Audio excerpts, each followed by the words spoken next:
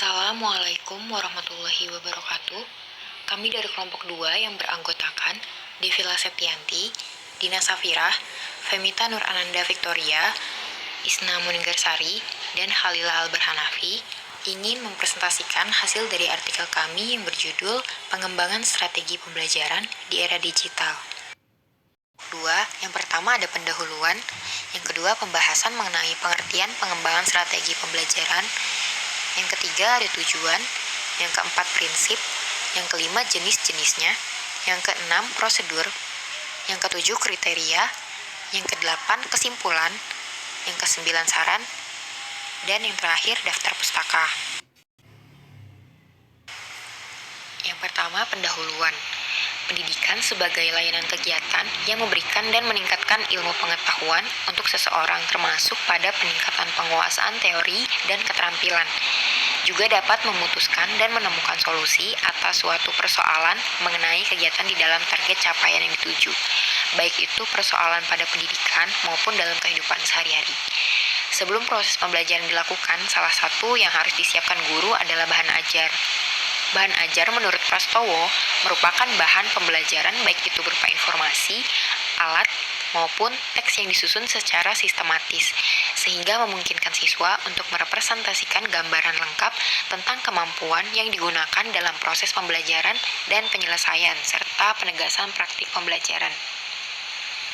Pendidik melakukan pengembangan penggunaan media pembelajaran yang awalnya hanya menggunakan satu platform, lalu berkembang menjadi 2 ataupun lebih untuk memenuhi kebutuhan pembelajaran.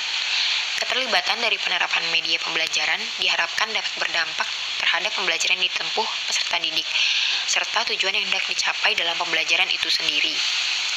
Kenyataan dan keadaan inilah yang menjadi dasar untuk memanfaatkan perangkat digital sebagai media untuk kepentingan pembelajaran, mengingat kehadiran media mempunyai arti penting dalam proses pembelajaran. Selanjutnya, kita akan membahas mengenai pengertian pengembangan strategi pembelajaran.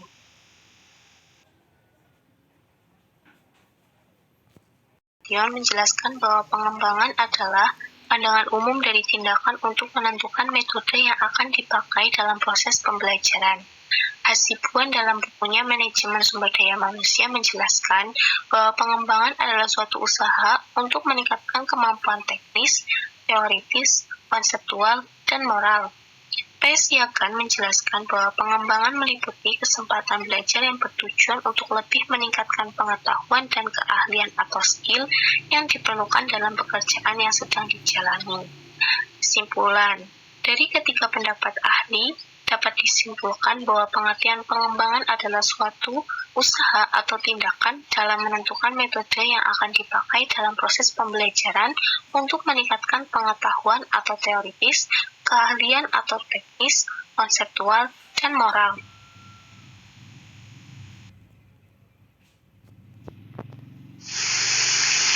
Selanjutnya, pengertian strategi pembelajaran. Kem menjelaskan bahwa strategi pembelajaran adalah suatu kegiatan pembelajaran yang harus dikerjakan guru dan peserta didik agar tujuan pembelajaran dapat dicapai secara efektif dan efisien. Gerlach dan Ellie menjelaskan bahwa strategi pembelajaran merupakan cara-cara yang dipilih untuk menyampaikan materi pembelajaran dalam lingkungan pembelajaran tertentu. Dick and Carey menjelaskan bahwa strategi pembelajaran terdiri atas seluruh komponen materi pembelajaran dan prosedur atau tahapan kegiatan belajar yang atau digunakan oleh guru dalam rangka membantu peserta didik mencapai tujuan pembelajaran tertentu. Kesimpulan, dari ketiga pendapat ahli, dapat kita simpulkan bahwa pengertian strategi pembelajaran yaitu tahapan kegiatan pembelajaran yang terdiri atas seluruh komponen materi pembelajaran yang harus dikerjakan oleh guru dan peserta didik untuk mencapai tujuan pembelajaran secara efektif dan efisien. Pengertian pengembangan strategi pembelajaran. Jadi, dapat kita simpulkan bahwa pengertian pengembangan strategi pembelajaran adalah suatu usaha atau tindakan dalam menentukan metode dari prosedur atau tahapan kegiatan pembelajaran yang terdiri atas seluruh komponen materi pembelajaran yang harus dikerjakan oleh guru dan peserta didik untuk mencapai tujuan pembelajaran secara efektif dan efisien, serta meningkatkan pengetahuan atau teoritis, keahlian atau teknis, konseptual, dan moral. Pembahasan selanjutnya yaitu tujuan pengembangan strategi pembelajaran.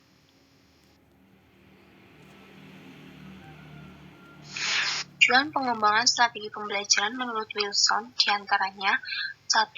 Mengembangkan kemampuan instruksional yang fleksibel dan lebih bervariasi. 2. Memungkinkan dihasilkannya dampak pembelajaran yang lebih besar dan belajar siswa yang lebih efektif. 3. Terlaksananya kegiatan instruksional yang efektif. Ada buku panduan untuk subjek, konten, atau proses yang ditargetkan. 4. Memahami pembelajaran lebih baik karena telah disesuaikan dengan hasil belajar yang ditargetkan. 5. Mendapat wawasan bahwa suatu strategi pembelajaran akan bekerja sesuai dengan kondisi dan kebutuhan peserta didik atau lingkungannya. Strategi pembelajaran adalah bagian penting dalam perencanaan dan penyampaian kegiatan pembelajaran, guna membantu memperjelas prosedur saat guru mengajar, serta menciptakan hubungan keseluruhan dari apa yang didesain dalam pembelajaran. Jadi, tujuan pengembangan strategi pembelajaran adalah untuk meningkatkan kualitas pembelajaran melalui sejumlah strategi pengajaran untuk mewujudkan tujuan instruksional yang spesifik. Yang keempat yaitu prinsip pengembangan strategi pembelajaran. Terdapat 4 prinsip umum dalam pengembangan strategi pembelajaran yang sejalan dengan Peraturan Pemerintah Nomor 23 Tahun 2013. Yang pertama yaitu berorientasi pada tujuan, yang mana aktivitas pembelajaran diupayakan untuk mencapai tujuan pembelajaran. Yang kedua yaitu aktivitas. Pembelajaran mendorong aktivitas fisik, psikis, dan mental. Belajar bukan hanya menghafal sejumlah fakta atau informasi, tapi juga berbuat memperoleh pengalaman tertentu sesuai dengan tujuan yang diharapkan. Yang ketiga yaitu individualitas, yang mana pembelajaran sebagai usaha mengembangkan setiap individu peserta didik. Walaupun pendidik mengajar pada sekelompok peserta didik, namun pada hakikatnya yang ingin dicapai adalah perubahan perilaku setiap peserta didik. Yang keempat yaitu integritas, yang mana pembelajaran tidak hanya mengembangkan kognitif saja, tetapi juga efektif dan psikomotor secara terintegrasi. Yang kelima yaitu jenis pengembangan strategi pembelajaran. Jenis-jenis pengembangan strategi pembelajaran ada 8. Yang pertama yaitu ekspositori, strategi pembelajaran yang menekankan kepada proses penyampaian materi secara verbal dari seorang pendidik. Beberapa hal yang perlu diperhatikan dalam pengembangan strategi ini yang pertama yaitu tahap pendahuluan, di mana pendidik menyampaikan pokok-pokok materi yang akan dibahas dan tujuan pembelajaran yang ingin dicapai. Yang kedua yaitu tahap penyajian, yang mana pendidik menyampaikan materi pembelajaran bisa dengan menggunakan beberapa metode seperti ceramah maupun tanya jawab dan selain sebagainya. Yang ketiga yaitu tahap penutup, di mana pendidik melaksanakan evaluasi berupa tes dan kegiatan tindak lanjut. Yang kedua yaitu inquiry, di mana kegiatan pembelajaran yang menekankan pada proses berpikir secara kritis dan analitis untuk mencari dan menemukan sendiri jawaban dari suatu masalah yang dipertanyakan. Beberapa hal yang perlu diperhatikan dalam pengembangan strategi ini yaitu yang pertama, pendidik mengharapkan peserta didik dapat menemukan sendiri jawaban dari suatu permasalahan yang ingin dipecahkan. Yang kedua yaitu, pelajaran yang akan diajarkan tidak berbentuk fakta atau konsep yang sudah jadi, akan tetapi sebagai kesimpulan yang perlu pembuktian. Yang ketiga yaitu, jika pendidik memiliki waktu yang cukup untuk menggunakan pendekatan yang berpusat pada peserta didik, maka akan menghasilkan hasil yang memuaskan. Yang ketiga yaitu berbasis masalah, di mana rangkaian aktivitas pembelajaran yang difokuskan kepada proses penyelesaian masalah atau problema secara ilmiah. Yang ketiga yaitu berbasis masalah, di mana rangkaian aktivitas pembelajaran yang difokuskan kepada proses penyelesaian masalah atau problema secara ilmiah. Beberapa hal yang perlu diperhatikan dalam strategi ini yang pertama yaitu pendidik menginginkan agar peserta didik tidak hanya dapat mengingat materi pelajaran, tetapi juga dapat memahaminya dengan baik. Yang kedua yaitu pendidik bermaksud untuk mengembangkan keterampilan berpikir rasional peserta didik. Yang selanjutnya yaitu pendidik ingin agar peserta didik dapat memahami hubungan antara teori dengan kenyataan dalam kehidupannya.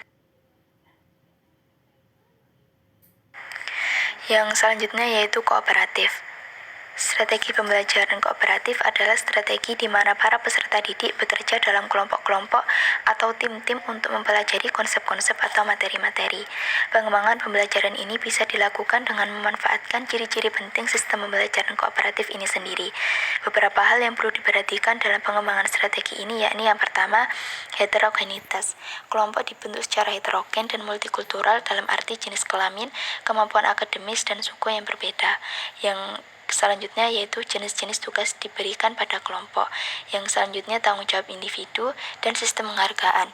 Dengan sistem penghargaan ini diharapkan peserta didik dapat mengembangkan semua potensinya seoptimal mungkin dengan cara berpikir aktif selama proses belajar. Yang selanjutnya yaitu afektif, yakni menghadapkan peserta didik pada situasi yang mengandung konflik atau situasi yang problematis. Melalui situasi ini diharapkan peserta didik dapat mengambil keputusan berdasarkan nilai yang dianggapnya baik. Aplikasi dalam pengembangan strategi pembelajaran yakni sebagai berikut. Yang pertama, menghadapkan peserta didik pada suatu masalah yang mengandung konflik yang sering terjadi dalam kehidupan sehari-hari. Selanjutnya, menyuruh peserta didik untuk menuliskan hasil analisisnya terhadap permasalahan yang dihadapi. Selanjutnya, mengajak peserta didik untuk memandang permasalahan dari berbagai sudut pandang. Yang selanjutnya, mendorong peserta didik agar merumuskan sendiri tindakan yang harus dilakukan sesuai dengan pilihannya berdasarkan pertimbangan sendiri. Yang selanjutnya yaitu ada kontekstual, yakni menekankan kepada proses keterlibatan peserta didik untuk menemukan materi yang dipelajari dan menghubungkannya dengan situasi kehidupan nyata, sehingga mendorong peserta didik untuk dapat menerapkannya dalam kehidupan mereka.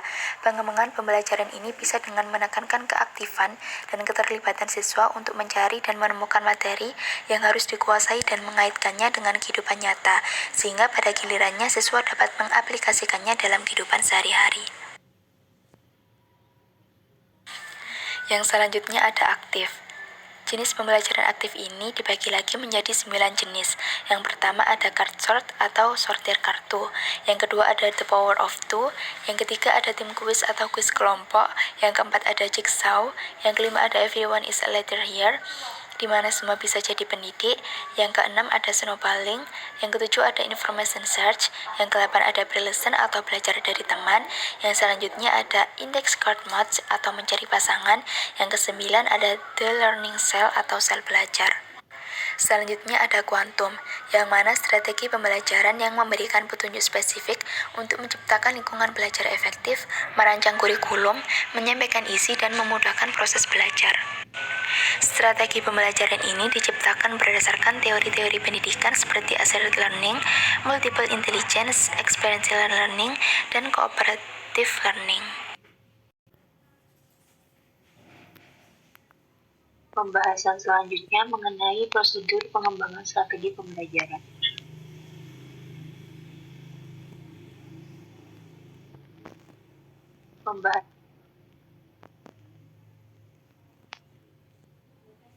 Menurut Dick and Carey, menerapkan pendekatan sistem untuk merancang sistem instruksional dengan prosedur.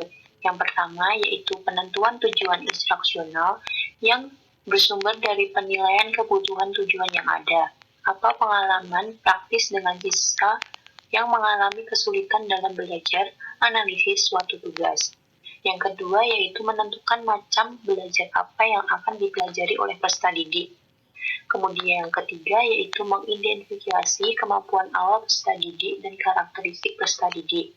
Dan yang keempat yaitu menentukan tujuan pembelajaran khusus, di mana tujuan ini harus relevan dengan keterampilan yang telah dianalisis. Menurut Dick and Carey, menerapkan pendekatan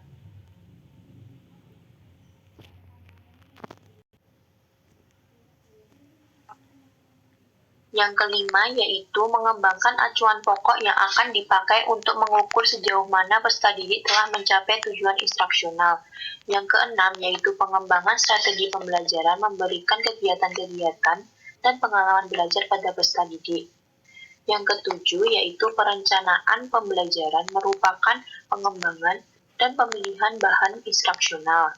Yang kedelapan yaitu mengembangkan evaluasi yang dapat dipakai sebagai umpan balik sistem yang dirancang sehingga dapat berfungsi secara efektif dan efisien. Yang kesembilan yaitu revisi sistem yang dilakukan berdasarkan umpan balik yang dilakukan selama evaluasi. Dan yang terakhir yaitu melakukan evaluasi sistem yang dilakukan untuk mengukur tingkat keberhasilan peserta didik dalam mencapai tujuan pembelajaran. Selanjutnya, Henry Lehman mengungkapkan bahwa analisis pembelajaran mencakup 8 prosedur. Yang pertama, yaitu melakukan analisis kebutuhan pembelajaran. Yang kedua, menetapkan tujuan pembelajaran. Yang ketiga, menganalisis kekuatan, kelemahan, tantangan, dan hambatan pembelajaran. Yang keempat, merancang desain pembelajaran berdasarkan pada tujuan yang ditetapkan. Yang kelima, implementasi pembelajaran. Yang keenam, mengevaluasi kegiatan penerapan pembelajaran. Yang ketujuh, yaitu merevisi desain pembelajaran berdasarkan hasil evaluasi. Dan yang kedelapan, yaitu memodifikasi desain pembelajaran. Berdasarkan Henry Lehman, kebutuhan kontekstual pengembangan pembelajaran dapat dimodifikasi sebagai berikut. Yang pertama, analisis kebutuhan pembelajaran, di mana terdiri dari kegiatan analisis tentang perilaku dan karakteristik peserta didik, dan juga menganalisis tentang hambatan, tantangan, dan peluang pembelajaran. Kemudian yang kedua yaitu merancang desain pembelajaran. Kegiatannya berupa menetapkan tujuan pembelajaran, memilih dan mengembangkan bahan belajar. Yang ketiga, memilih dan merancang metode dan strategi pembelajaran. Yang keempat, memilih dan mengembangkan sistem evaluasi. Kemudian yang ketiga yaitu implementasi pembelajaran sekaligus evaluasi. Yang keempat, refleksi dan modifikasi desain sesuai dengan hasil evaluasi pembelajaran. Selanjutnya, bahasan yang ketujuh yaitu kriteria pengembangan strategi pembelajaran.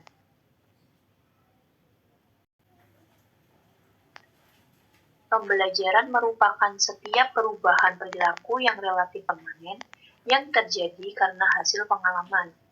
Seseorang manusia dapat melihat perubahan yang terjadi tetapi tidak dapat melihat pembelajaran itu sendiri. Untuk mencapai pembelajaran yang berkualitas, maka diperlukan 5 kriteria yang harus dipenuhi dalam pengembangan pembelajaran. Yang pertama, yaitu mempunyai tujuan. Tujuan pembelajaran merupakan arah yang ingin dituju dari rangkaian aktivitas yang dilakukan dalam proses pembelajaran. Kemudian yang kedua yaitu keserasian dengan tujuan. Saat pengembangan pembelajaran harus memperhatikan tujuan yang ingin dicapai agar pembelajaran sesuai dengan arahan, memiliki keserasian, dan tidak melenceng dari tujuan.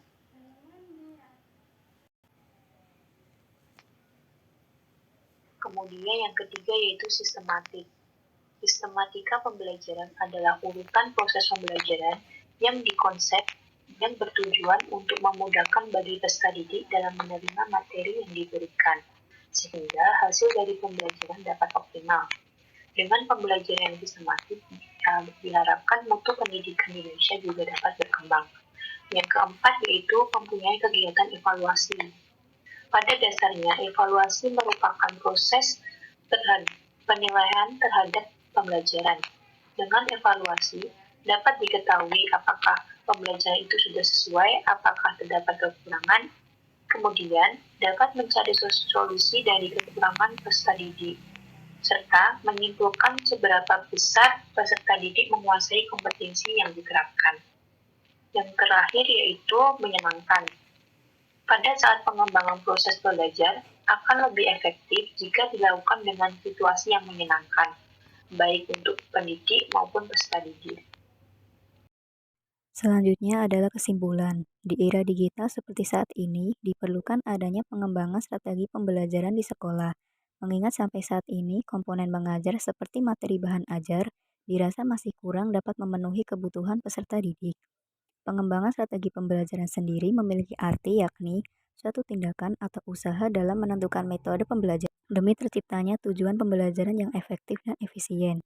Dengan adanya pengembangan strategi pembelajaran diharapkan mampu memberikan dampak perubahan yang besar bagi pendidik maupun peserta didik. Sebelum menerapkan pengembangan strategi pembelajaran, pendidik harus dapat memahami berbagai macam jenis perkembangan strategi pembelajaran, terutama yang nantinya akan diterapkan dalam kegiatan pembelajaran, seperti pembelajaran ekspositori, inquiry, berbasis masalah, kooperatif, afektif, kontekstual, aktif, dan kuantum. Pendidik juga harus memperhatikan prinsip-prinsip, prosedur, dan kriteria perkembangan strategi pembelajaran guna terciptanya iklim pembelajaran yang efektif. Saran yang pertama bagi guru, mengingat terdapat berbagai macam jenis pengembangan strategi pembelajaran, maka guru diharapkan dapat memilih strategi pembelajaran yang sesuai dengan topik materi yang sedang diajarkan di kelas, seperti menekankan pada proses penyampaian materi, proses berpikir kritis, pembelajaran berbasis masalah, pembelajaran berbasis kelompok, dan lain-lain. Guru diharapkan mampu memenuhi 5 kriteria pengembangan strategi pembelajaran, yaitu mempunyai tujuan, keserasian dengan tujuan, sistematik, evaluasi, dan menyenangkan. Yang kedua bagi sekolah, diharapkan mampu memberikan kesempatan kepada para pendidik untuk dapat mengembangkan kemampuan mereka dalam mengembangkan strategi pembelajaran, sehingga kualitas guru dalam mengajar akan dapat lebih meningkat. Jangan hanya dibatasi oleh satu strategi pembelajaran saja. Sekolah juga sebaiknya lebih memperhatikan kenyamanan siswa dan guru dalam kegiatan belajar mengajar di sekolah, dengan memberikan fasilitas yang memadai guna terciptanya keberhasilan dalam penerapan pengembangan strategi pembelajaran. Yang ketiga bagi siswa, diharapkan mampu memanfaatkan pengembangan strategi pembelajaran yang dilakukan oleh guru dengan sebaik mungkin, sehingga dapat dilaksanakan menghasilkan output berupa pemahaman akan materi pembelajaran yang diajarkan. Dengan pahamnya siswa terhadap materi pembelajaran, berarti menunjukkan keberhasilan guru dalam mengembangkan strategi pembelajaran. Siswa juga sebaiknya lebih memperhatikan bagaimana proses pengembangan strategi pembelajaran yang dikembangkan oleh guru di sekolah. Baik, cukup sekian yang dapat kami sampaikan. Kurang lebihnya mohon maaf. Terima kasih. Wassalamualaikum warahmatullahi wabarakatuh.